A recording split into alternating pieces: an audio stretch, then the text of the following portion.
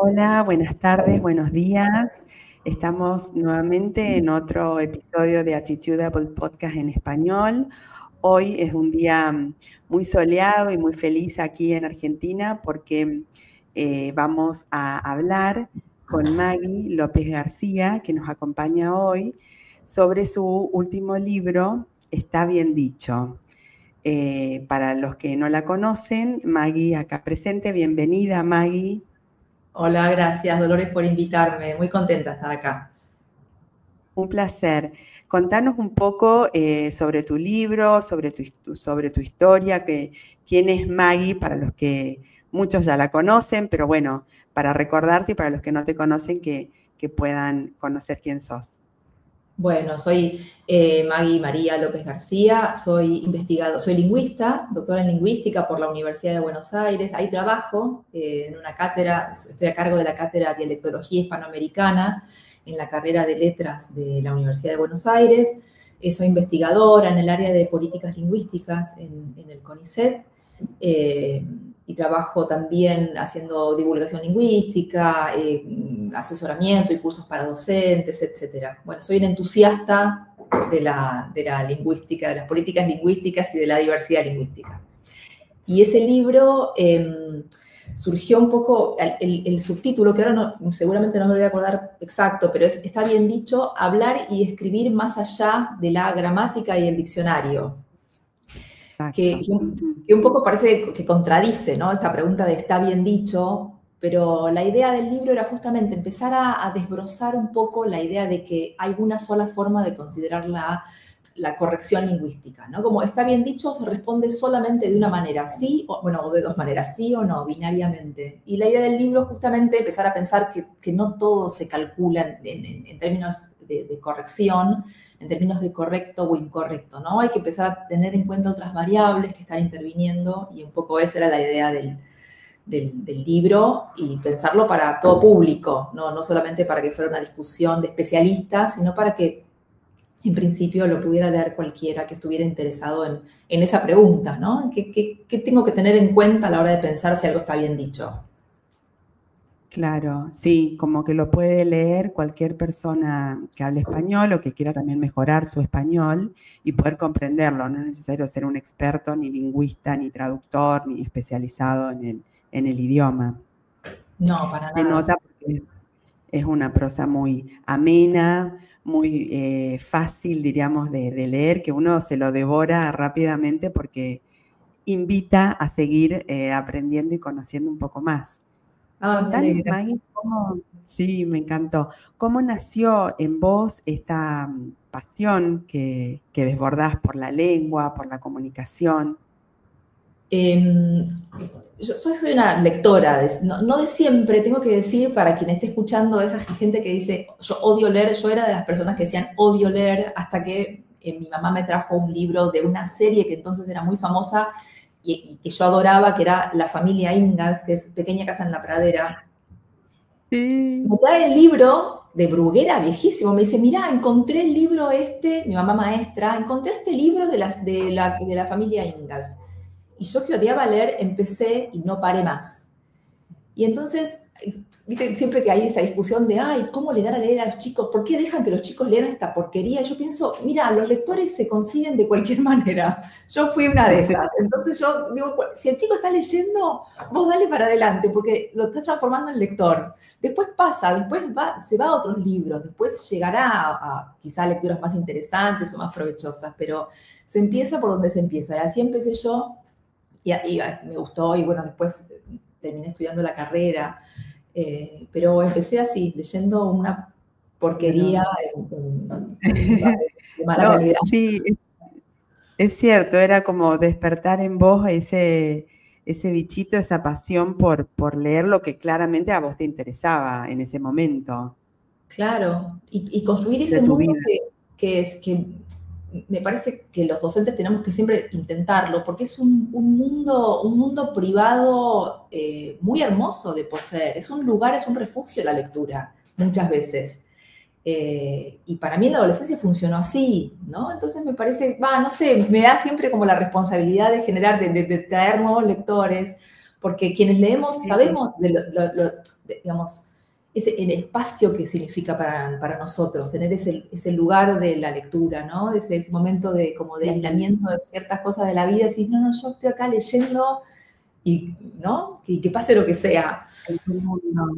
Claro, y es verdad lo que decís, porque yo, por ejemplo, a mi hijo más grande, que fue lector de adolescente, de por ahí más ficción de Harry Potter o algo, mi segundo hijo, nada que ver, no leía. Uno dice, bueno, dejo los libros, va a seguir el otro hermano leyendo lo mismo.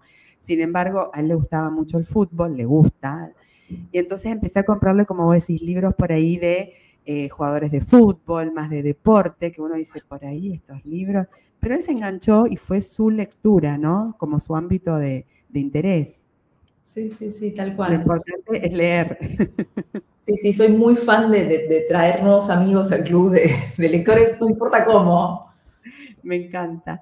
¿Y recordás, Maggie, algún momento, si es que existe, o alguna época durante tu carrera profesional que fue como clave para especializarte tanto en este uso correcto del español y sus variantes y todo lo que estamos hablando? Sí, hubo un momento que me hizo reflexionar mucho. Yo venía en la facultad pensando, había hecho materias vinculadas con la dialectología, con la diversidad, con las políticas lingüísticas, y si bien mi orientación, yo me recibí en el área de formales, digamos, de lingüística chomskiana, ¿no? Como toda la cosa más formulaica del lenguaje, notaba que había una zona ahí de mucho trabajo, de mucha riqueza que eran las políticas lingüísticas. Y trabajando en una editorial, yo escribía manuales escolares en una editorial, y yo sabía por la facultad que el voceo era correcto, que a pesar de que la gente pensaba, el voceo era absolutamente correcto, era una fórmula de segunda persona que estaba completamente habilitada para escribir una consigna, por ejemplo. Entonces le pedí a la editora si me dejaba armar las consignas voceantes. Eso era en el año, no sé, 2000, 1990 y algo. Y la editora dijo, claro, como si estás muy segura teóricamente, vamos para adelante. Entonces escribimos los libros escolares con las consignas voceantes. El libro salió al año siguiente, ¿no? Y en cuanto salió el libro, llamaban las docentes escandalizadas de cómo, es decir, y los promotores del libro tenían muchos problemas para instalar el libro en el mercado porque voceaba, y las maestras no querían comprar un manual que tuviera errores en principio. Entonces el dueño de la editorial me dijo, ahora te voy a pasar todos los llamados de la docente. Entonces nos la pasábamos hablando por teléfono con la docente, que era explicándoles, no, lo voceo es correcto. Y pensé, hay una zona enorme de trabajo, no solamente teórico, sino además de divulgación acerca de justamente este problema, que es que la diversidad lingüística muchas veces choca en las representaciones del público en general y de los docentes en particular con la idea de corrección. Y entonces ese fue un momento bisagra, al menos en mi carrera, que es necesario puntualizar estos temas, no solamente desarrollar investigación acerca de la diversidad lingüística, investigación teórica, sino además hacer divulgación entre el público en general y entre los docentes en particular, acerca de que las variedades lingüísticas son tan correctas como las variedades lingüísticas no dominantes o no tan conocidas o no tan presentes en los medios de comunicación, son tan correctas como las otras. Entonces me pareció que, bueno, ese momento fue... Ese momento, claro, hizo un clic en tu carrera profesional. Viste algo que no estaba por ahí explicado, ¿no? Como que era siempre la norma, lo correcto, lo que debía ser, y no estaba esa amplitud por ahí también de pensamiento, ¿no? De flexibilidad ante el uso del idioma. Sí, también hay como una idea de que la diversidad tiene que ver con las fórmulas coloquiales, la confianza, ¿no? No hay conocimiento acerca de que las variedades lingüísticas son gramaticales, son entramados gramaticales complejos, es decir, no es solamente la entonación o cambio una palabra. Muchas veces comento con colegas de traducción, que muchas veces me dicen, bueno, ¿dónde está el estándar del Río de la Plata? ¿A dónde está consignado el estándar de no sé dónde? como si uno pudiera, qué sé yo, traducir del inglés al español del Río de la Plata chequeando en un manual sobre el Río de la Plata, ¿no? Como si el estándar fuera eso, fuera un conjunto de palabras. Y en realidad, claro, es muy difícil acceder a los diferentes estándares solamente por un instrumento de gramatización, ¿no? Solamente por un diccionario, solamente por una gramática. Conocer las variedades lingüísticas implica conocer un montón de rasgos en diferentes situaciones de uso, en diferentes géneros discursivos. Los estándares son sistemas muy complejos y nos han convencido de que el estándar es uno y es el que está en el libro. Sí, Entonces, es cierto. Y si no está, no se usa. Claro. Claro. Y otra idea muy interesante también para pensar es que parte de la construcción de la diversidad lingüística está también en atender a cuáles son las representaciones de los hablantes, de la misma variedad y de las otras variedades. Porque la idea de correcto o incorrecto tiene que ver con variables lingüísticas concretamente, pero básicamente con cómo son percibidas por los hablantes. Entonces hay muchos estudios de lingüística vinculados con encuestas de qué piensan los hablantes acerca de, porque Claro. eso es lo que también te da la pauta de cuánto puede prosperar una normativa, ¿no? ¿Cuánto están dispuestos los hablantes a aceptar esas normativas? No sé si se entiende. Es cierto. Sí, perfecto. Vos podés ser Genera mucho. Vos podés ser un súper especialista en un tema y sacar un libro y que sea absolutamente correcto lo que decís. Pero si los hablantes o los especialistas o los traductores o los profesores no consideran que eso sea correcto y no están dispuestos a usarlo, no importa cuán bien esté hecho, cuán bien esté escrito, cuán serio sea.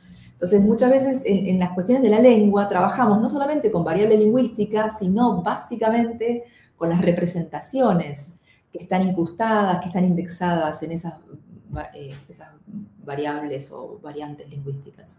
Exacto. Y eso, sobre todo nosotros traductores, que siempre dicen, bueno, español de Estados Unidos, español de Latinoamérica, español neutro, español.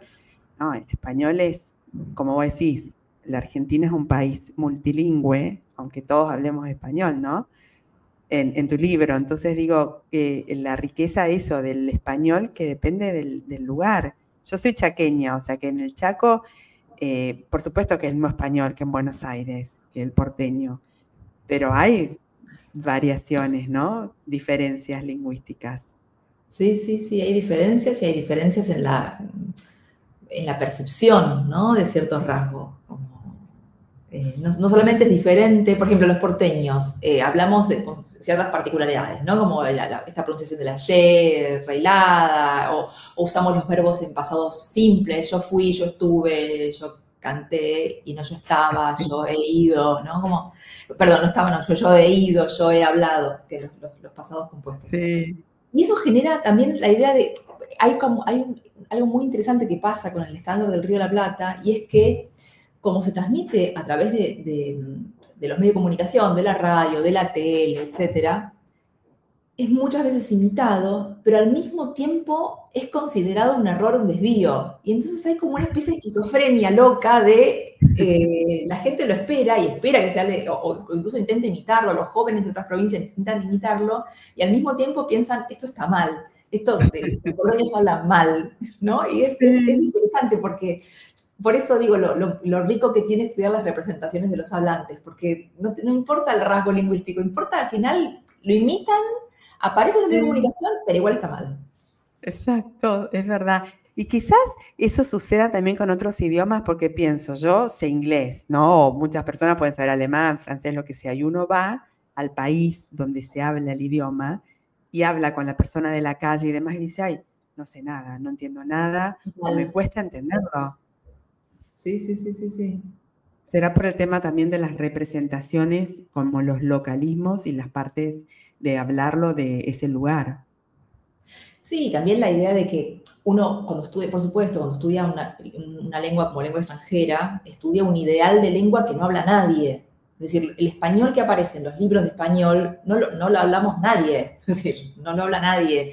El español neutro, que funciona fantásticamente para los medios de comunicación, no lo habla nadie en la vida real. Entonces, claro, vos te imaginás, vos estás acostumbrado, qué sé yo, el que estudió español y escucha español en las películas, de pronto va a cualquier lugar, capaz en México, pero ni siquiera, y no se va a sentir cómodo, porque ningún español va a estar representado en ese español perfecto, idealizado, que por otra parte es necesario. Si vos querés aprender una lengua, necesitas organizar una idealización más o menos estudiable, memorizable. Claro, está perfecto, pero bueno, de ningún modo esperes que ese va a ser el español de ninguna persona que lo hable como lengua materna.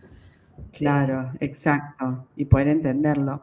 Maggie, ¿y vos cuáles considerás que son por ahí los errores que ves, ¿no? de nuestro idioma, del español, que revelan o muestran más cómo hoy nos comunicamos, que no es tan complejo, que nos comunicamos hoy en día? Si podés ver algo que te llame la atención o que se repita, ¿no? Que veas como un patrón común. No sé si pensarlo en términos de errores en general.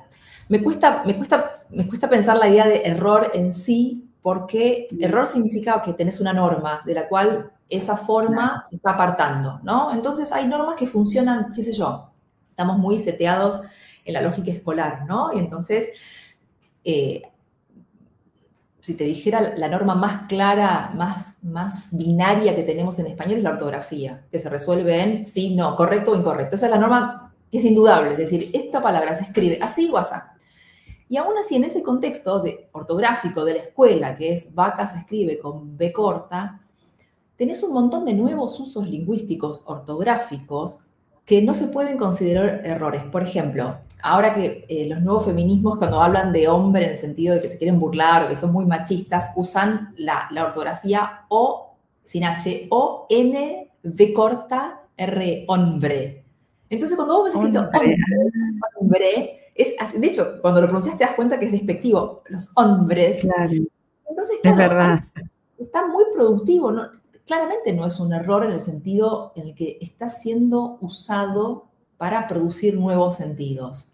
O cuando vas a leer un graffiti, que muchas veces tienen errores de ortografía. En algunos casos pueden ser errores de ortografía, una persona, pero en algunos casos vos te das cuenta que la persona sabe ortografía porque escribe palabras difíciles de manera correcta.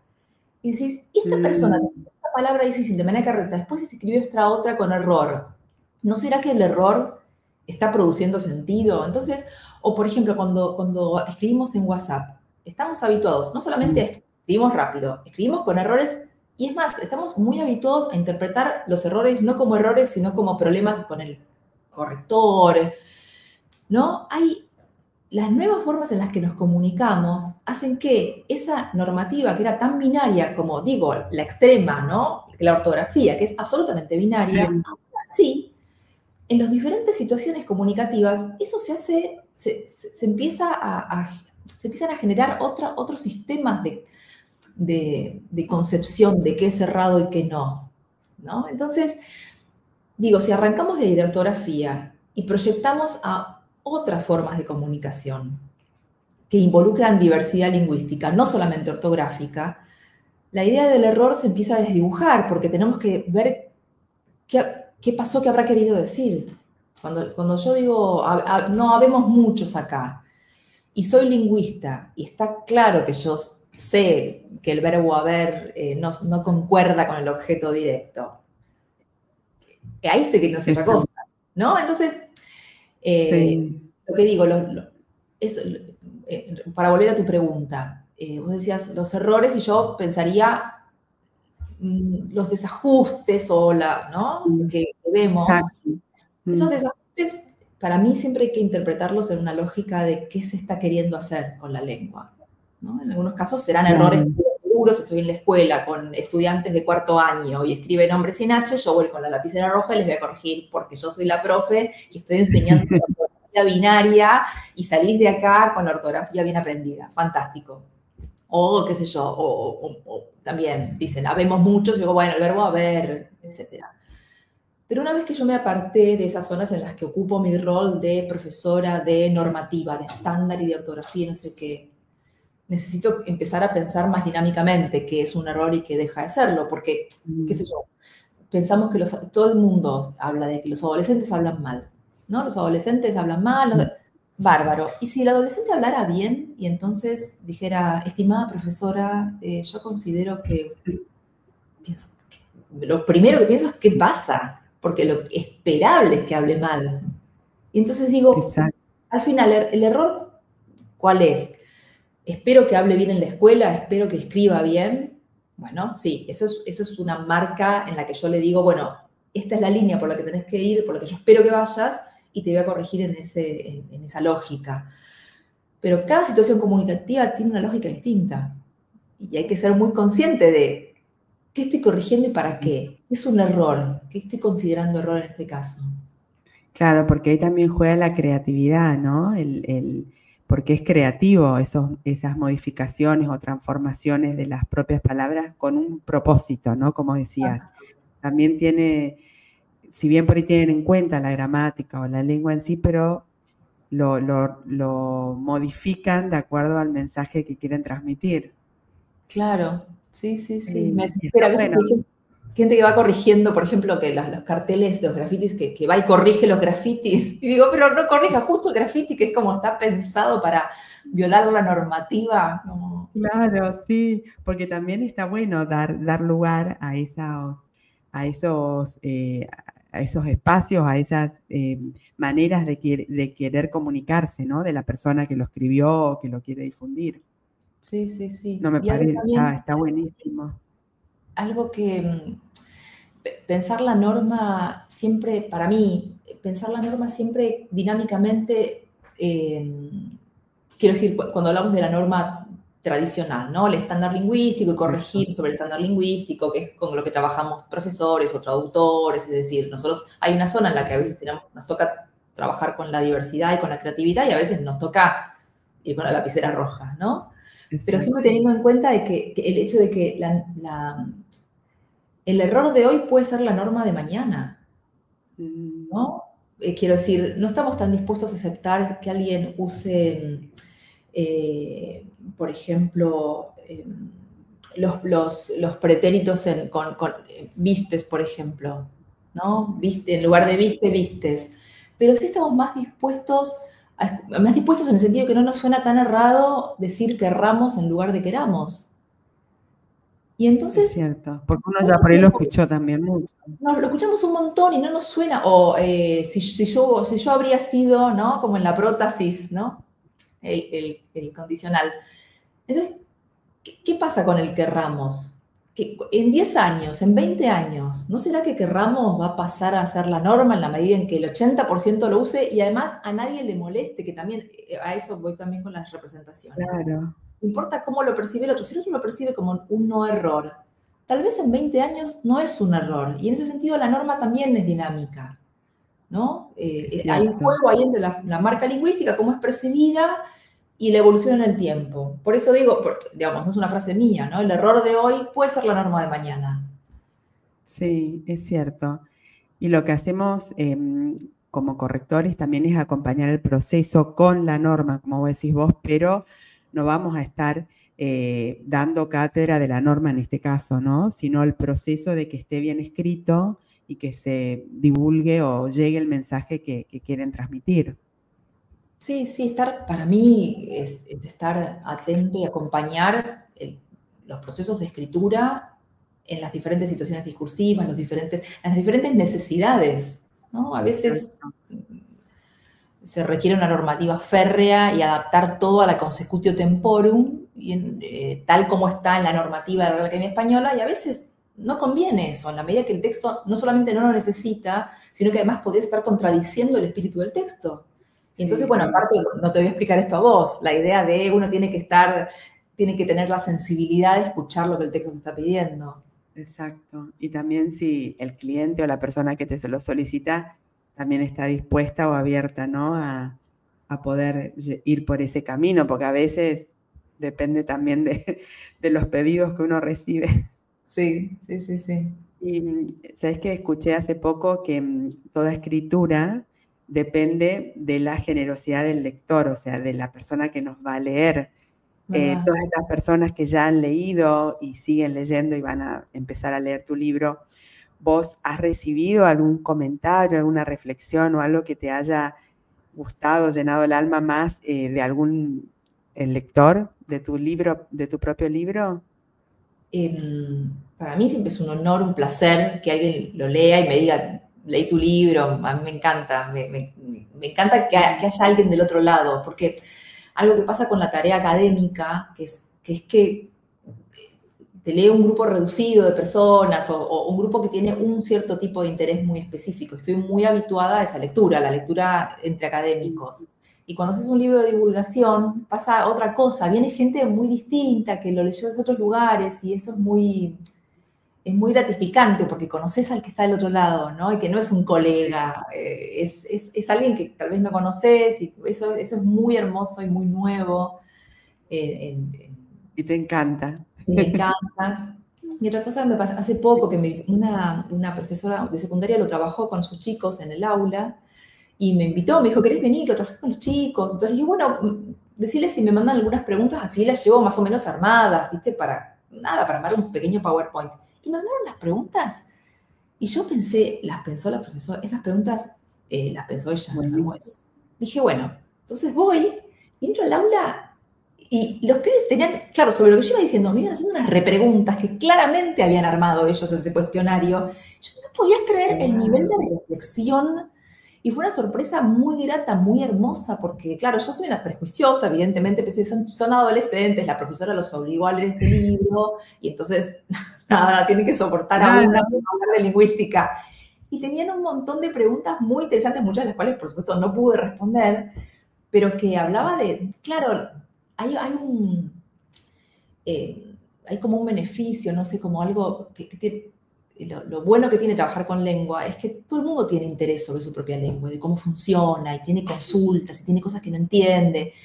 Y eso, claro, es el gran beneficio de los profes de lengua, que trabajamos sobre un tema sobre el que potencialmente todo el mundo puede estar interesado, que es cómo habla uno su propia lengua. Exacto, y debatible, porque también uno tiene por ahí su propio librito, ¿no? Depende de la persona. Exacto. Entonces es también todo un desafío.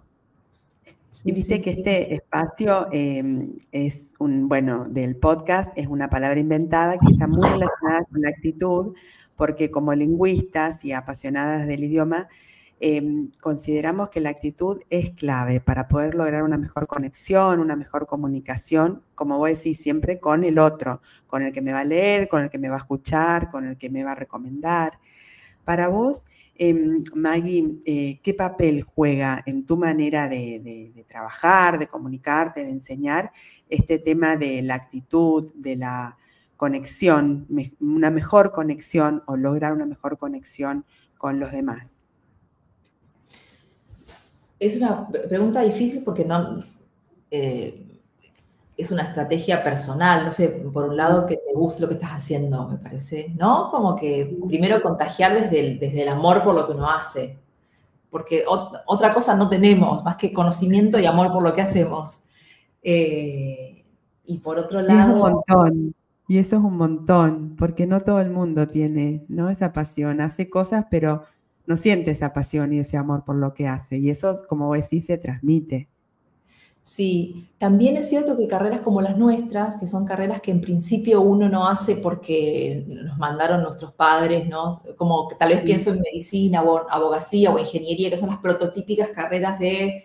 Nosotros cuando le dijimos a nuestros padres vamos a estudiar letras, fue como un momento en la vida de uno que decís, y tus padres mirándote con cara de ¿por qué? ¿Por qué harías una cosa así a tu propia vida? Bueno, entonces es como que es una decisión que uno tomó una vez y dice, bueno, me voy a dedicar por algo que es por donde siento que va mi vida, mis intereses, y me voy a dedicar a esto.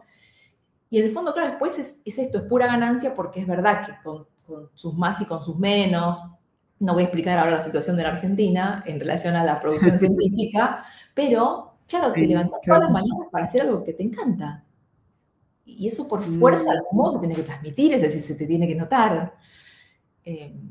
Y después las estrategias que aprendes con la práctica docente y con la formación, que es ver, claro, cómo haces para que gente que en principio no está muy interesada en aprender, qué sé yo, las conjugaciones verbales, gestione alguna clase de interés posible, ¿no? Qué tipo de actividades o qué tipo de estrategias, ¿no? Que eso ya es un desarrollo metodológico que adquirís en la formación y en la práctica profesional. Claro, exacto. Sí, me encanta. Y para ir terminando, nos quedaríamos hablando un montón con vos, la verdad que es un placer. Igualmente, ¿Nos sí. nos dejarías algún consejo o alguna recomendación para aquellas personas que, aunque sean, como vos decís, profesionales del idioma, pero quieran seguir mejorando esta forma de expresarse, no solo por la corrección en sí del idioma, sino para poder lograr esta mejor conexión o por ahí una conexión más auténtica con el otro? ¿Qué consejo le darías? Me siento incómoda como con la idea de dar un consejo, es decir, pero No, voy a decir cosas. sí, Creo que estamos habituados a pensar que la normativa, la corrección, se puede alojar en una referencia, ¿no? Como sobre todo quienes trabajamos con lengua estamos muy habituados, y está muy bien, y nos da mucha seguridad trabajar con diccionarios, gramáticas. Pero creo que tenemos que ejercitar una práctica más activa, más crítica de esos instrumentos, ¿no? De saber que la gramática te ofrece una mirada, te ofrece un punto de vista muy reflexionado, desarrollado por profesionales, pero bueno, es que es falible, y entonces hay que consultar diversas gramáticas, diversos diccionarios, con una mirada siempre crítica, siempre de ver qué tomás y qué no tomás, y construir las redes de trabajo. Para mí, lo central cuando trabajamos con traducción, corrección, docencia, no sé en las otras áreas, en lingüística definitivamente, sí, lo que hace a la calidad profesional es interactuar con otros profesionales, que siempre tienen una recomendación, un dato, una gramática, ¿no? Y ahí se forma el conocimiento, el acervo de uno para poder intervenir de manera más eficaz, más inteligente en las diferentes instancias, porque, digamos, estamos en contacto con tantos textos tan diversos, con tan diversas formas de la lengua, que no hay manera de saberlo todo. Y entonces la diversidad de colegas con las que interactúas y la diversidad de materiales con los que trabajás hacen para mí al mejor profesional. Creo que eso sería como, si tuviera que dar un consejo, sería ese, también diversidad de materiales y crítica, y la comunidad de trabajo.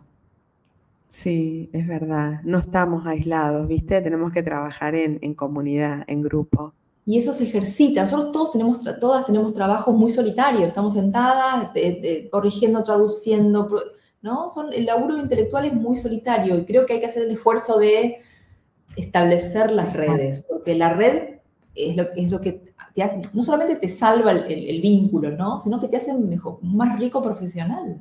Exacto, sí, sí, coincido totalmente. Y eso cambió, porque yo me acuerdo cuando empecé mi carrera era todo aislado, no existía el trabajar en grupo, en comunidad, tejer, como vos decís, hacer más grupos y demás. Ahora cada vez más se fomenta eso, y creo que lo que coincido que es muy rico para todos, para Sí, nosotras sí, sobre todo, para sí, sí, poder sí. trabajar mejor.